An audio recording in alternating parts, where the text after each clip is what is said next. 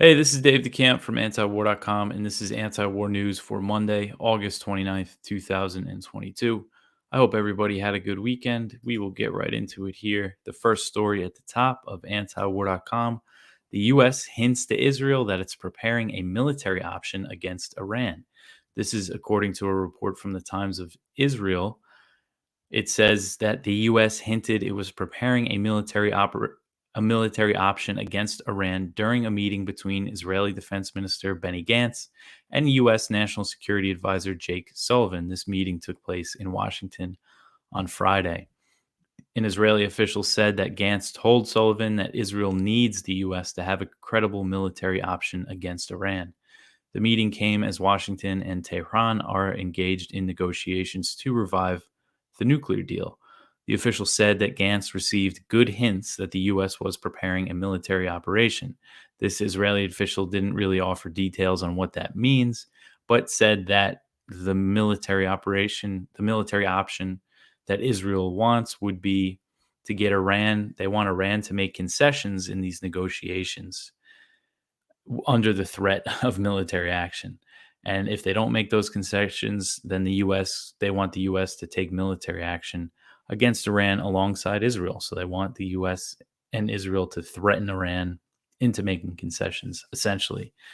And we've seen last year, during a different round of negotiations between the US and Iran that failed, we saw officials in the Biden administration, Antony Blinken and President Biden himself, say publicly that they prefer diplomacy with Iran, but if that doesn't work, that they'll explore other options. They were hinting at military action publicly. So I think this report is pretty accurate.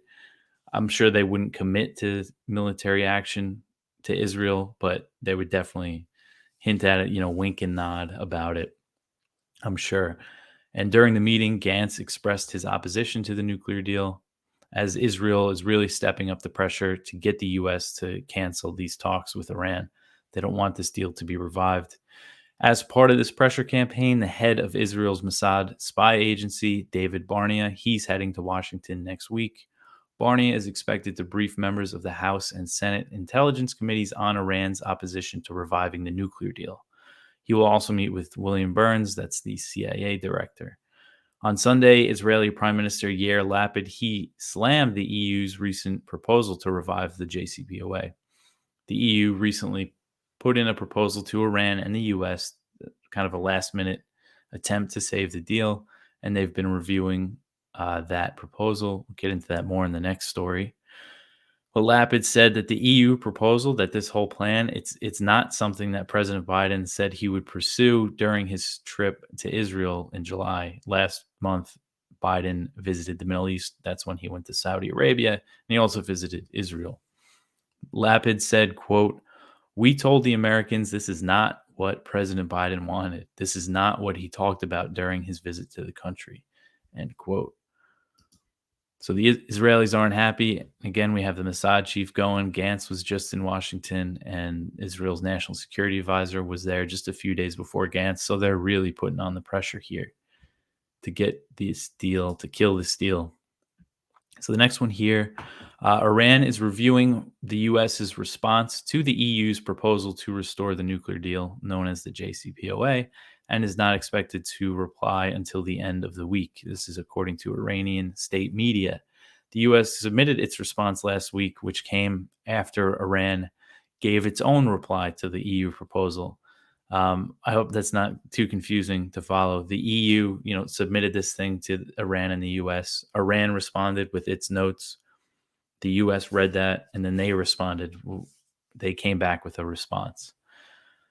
And Joseph Borrell, he's the EU's foreign policy chief. He described both sides' responses as reasonable, and he's really hoping that a deal can happen and that they can reconvene in Vienna, sign an agreement, and make it happen. Now, this EU push to revive the deal, I've been very skeptical that anything's going to happen here, but the political landscape is very different than it was during the last rounds of negotiations, really, because since Russia invaded Ukraine and Europe joined the U.S. in the sanctions campaign against Russia, they're really feeling that really backfired on Europe with their soaring energy prices.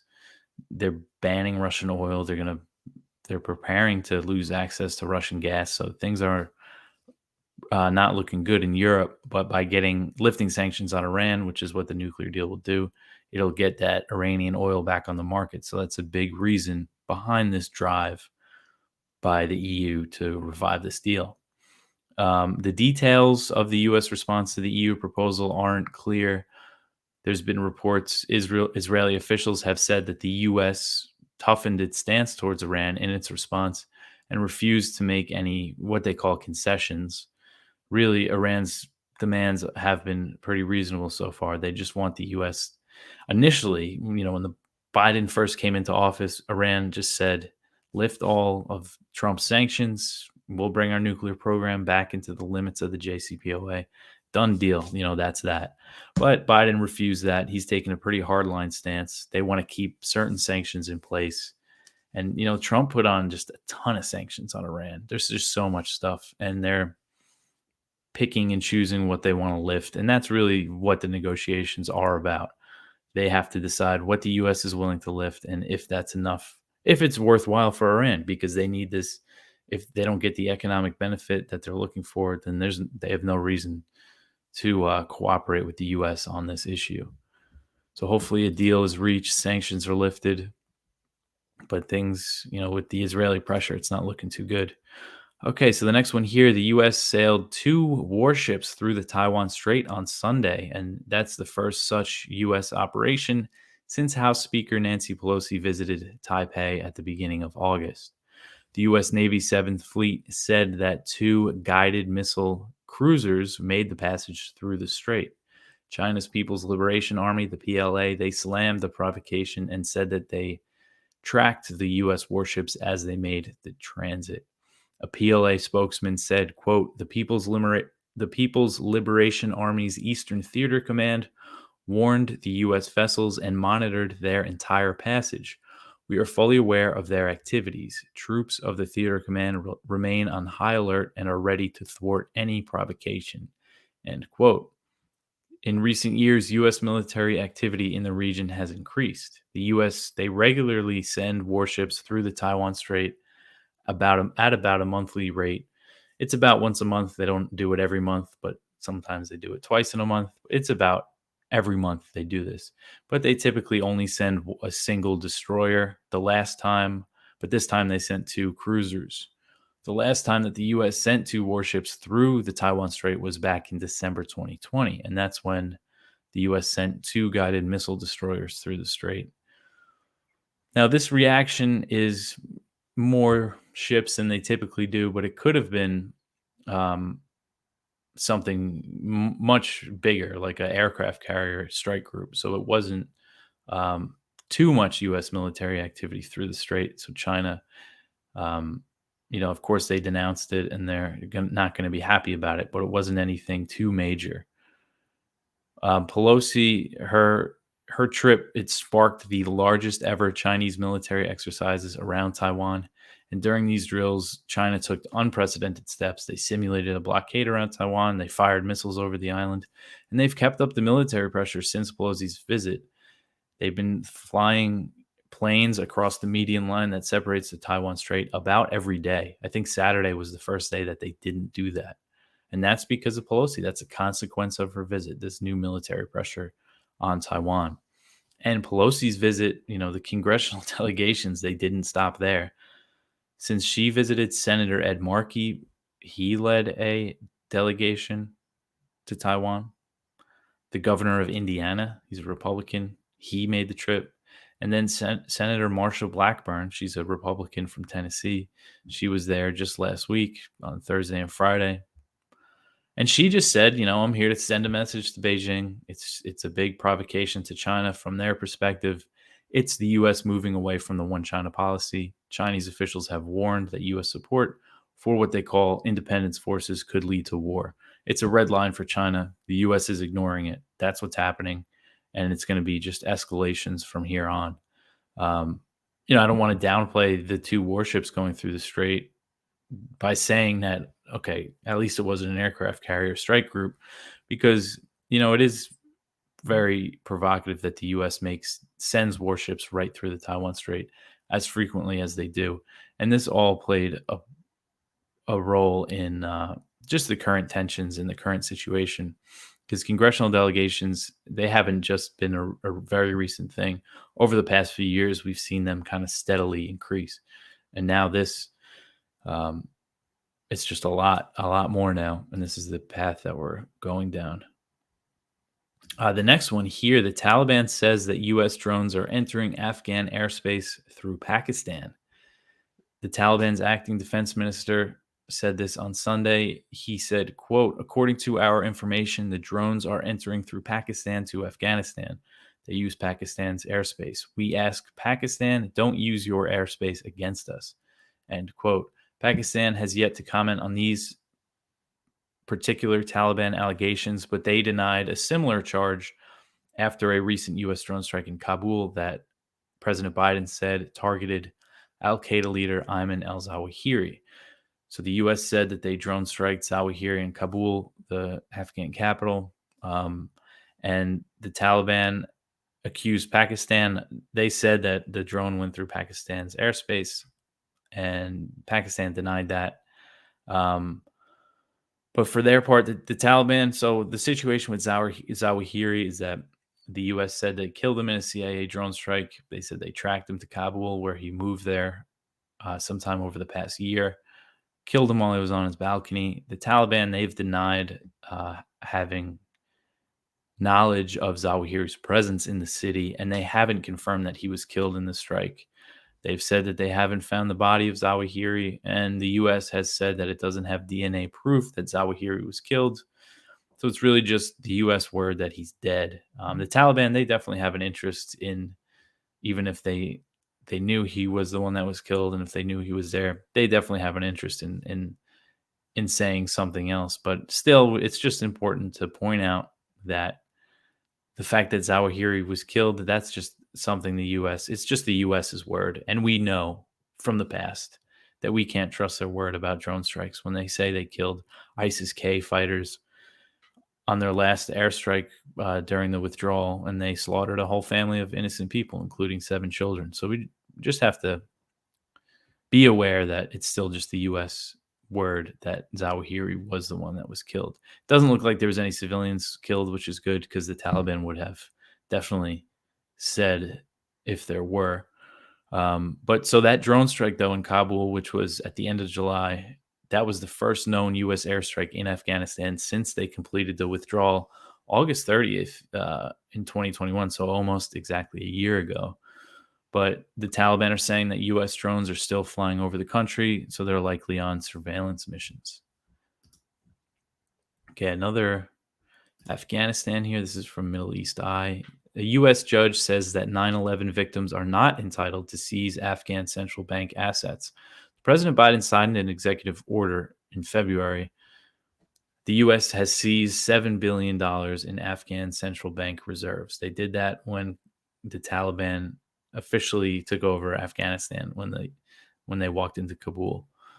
And President Biden signed an executive order in February to give $3.5 billion to make it available to the victims, to the families of 9/11 victims, to get the funds in lawsuits. Even though the people of Afghanistan, they had nothing to do with the September 11th attacks, but a U.S. judge in Manhattan, a district court judge, ruled that the victims of 9/11 attacks, they should not be allowed to seize the billions of dollars of assets that belong to Afghanistan's central bank. So in the ruling, they said that the Afghanistan central bank was immune from jurisdiction, and that allowing the seizures would effectively acknowledge the Taliban as the Afghan government, something that only the president of the United States could do. So the ruling's kind of strange. It's not that, oh, they don't have a right to it. It's that they can't recognize that the Taliban is the government of Afghanistan. But it still has to be reviewed by another U.S. district court judge. So it's not a final decision, but it looks like these families, they're not going to be able to get this money through lawsuits, which a group of 9/11 victim families sent a letter to President Biden a few weeks ago saying that he shouldn't give them the money and that it belongs to the Afghan people and who are facing starvation. Millions are facing starvation. The UN numbers are just um, like just major numbers of how many people could potentially starve to death in Afghanistan. And but the US doesn't care. They still have seized these funds and they still have sanctions on the Taliban, which is the Afghan government. It just makes everything harder, just exacerbating the situation. So there was some 9/11 families that said it's not the right thing for us to have this money, but there were definitely other ones that were ready to get some of that money through these lawsuits, but it doesn't look like they can now. So we'll see what the Biden administration does after that. Next one here, more Afghanistan. And this is from Kyle Anzalone at the Libertarian Institute. So this is interesting. I didn't realize until he wrote something up about this last week that thousands of these Afghan refugees that the U.S. evacuated from Afghanistan are just in limbo in camps. This is about Kosovo. There's Afghan refugees at a U.S. base in Kosovo, and they're saying it's become a prison, and they've been there for a year now, or almost just about a year. And they were sent there to say that they'll stay here while they process everything before they get permission to enter the U.S. or a third country. But there's many Afghans that are still just stuck in this camp, what is essentially a prison camp at a U.S. military base in Kosovo. And some of them have just been told, oh, you can't go into the United States.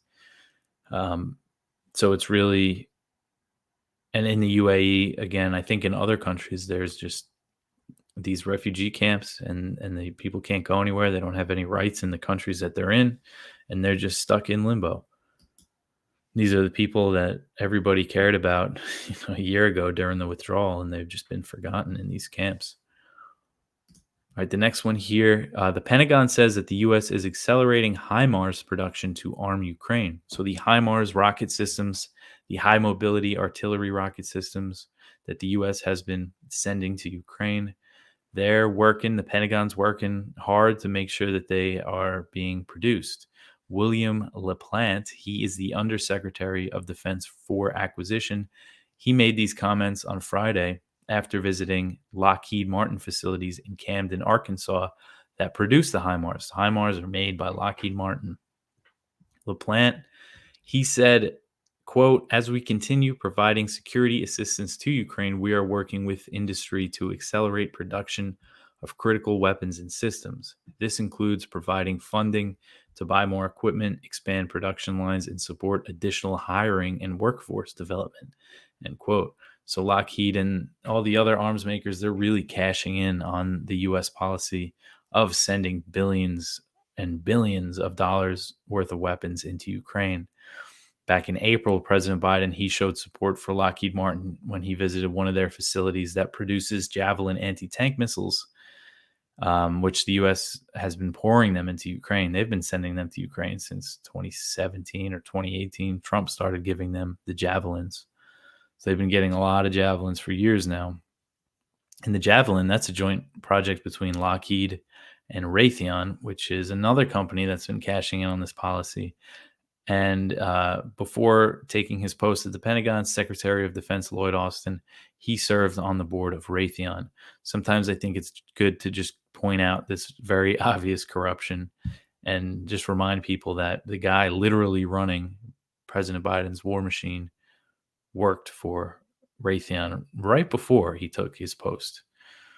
The Biden administration, they announced last week their single largest weapons package for Ukraine. That's worth about $2.98 billion. And these funds are still being pulled from the $40 billion Ukraine aid bill that Biden signed into law in May. So it's just a bonanza for the weapons makers. This next one, this is from Al Jazeera, and it's about there were some clashes in Libya, in Tripoli, in the capital, and 32 people were killed. And it was really the biggest fighting in a couple years in Libya between the UN-backed government, the government of national unity, and between the government, the Eastern Parliament government that's backed by Khalifa Haftar, who is a Libyan sort of strongman general, pretty similar to Gaddafi type guy, who's kind of an interesting character because he was living in the U.S. He was living in Virginia for a few decades, I believe. But he headed back to Libya after the U.S. took out Gaddafi, or after that war sparked. He was a CIA asset, from what I understand. He was one of Gaddafi's guys for years and years, but he turned on him and backed the coup against him. And then he was evacuated to the U.S. and he lived in Northern Virginia. So, um, but he's back, and now there's a good map here on Al Jazeera that shows the territories that these governments control. Haftar's government controls most of the territory, but the UN-backed Government of National Unity, and that's who the U.S. nominally supports. They've also kind of shown some. This was during the Trump administration. He expressed some support for Haftar, and then there's also other rebel groups that they call them, and those are, the Islamic militants and stuff that control a pretty good portion of southern Libya. I mean, it's just been an absolute mess since the Obama administration took out Gaddafi and that regime change effort. And it brought back slave markets to Libya. I mean, it really descended this country into chaos, just a complete failure. And, we always read about refugees trying to flee to Europe and drowning. It's just such a disaster. But so there was these clashes, but it looks like things have calmed down. 32 people killed, 159 wounded. So hopefully things settle down there. But it's definitely raised fears that the country could plunge back into more of a full scale war. All right, the next one here is from Jason Ditz. Major damage after Israel attacks sites in western Syria.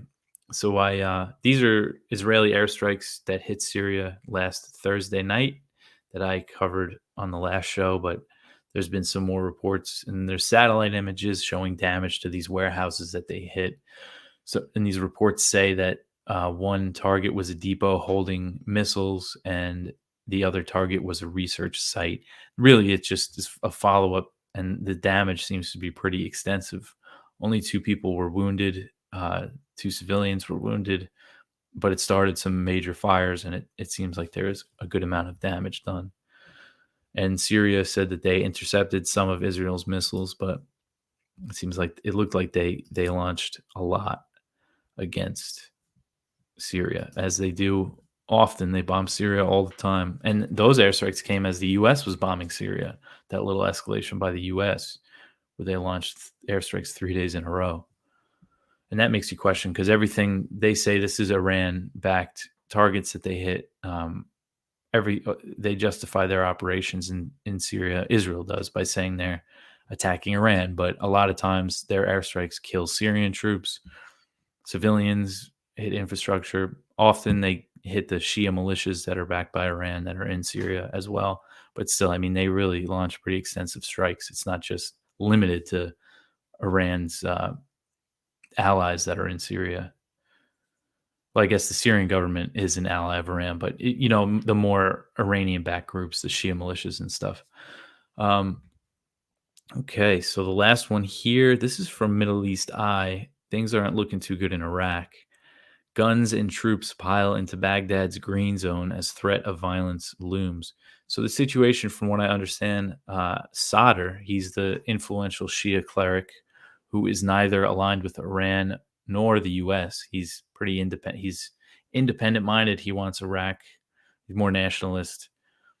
He is Shia, but he's not backed by Iran, and he clashes with the Iranian-backed groups. So his supporters have been doing this sort of sit-in around Iraq's parliament, and they've been storming government buildings. Things have been pretty tense because Sadr's party and the coalition that they formed, they won the recent parliamentary elections, but they failed to form a government since then. So now his supporters have been really protesting a lot. And now, according to this report from the Middle East Eye that they quoted, they cited their sources in Iraq, there seems to be violence looming. Iraqi police and the Popular Mobilization Authority, which is a paramilitary umbrella group that is mostly Iranian-backed, they've been discussing, what to do about Sadr and his followers, and weapons and stuff and troops have been sent to Iraq's Baghdad's green zone, which is where actually the U.S. embassy is. It's an area in Baghdad, so it's really tense there, and there could be some violence.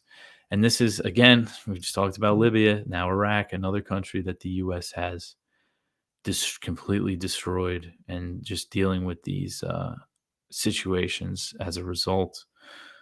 There's always death in Iraq since then, and we actually track our Margaret Griffith. She tracks Iraqi casualties for us every day. She does the Iraq Daily Roundup. That's something you could find on our page, and it's really just accountability for the U.S. regime change and what Iraq has had to deal with since. I mean, there's violence just about every day. People are killed in fighting, and everybody's forgotten about Iraq too. It seems like. Okay, well, that's it for me for today for the news. You can contact me, contact the show, news@antiwar.com. Donate to the show, antiwar.com/donate. Follow me on Twitter, subscribe, like on YouTube, all that stuff. I'll catch you guys tomorrow with some more news. Thank you.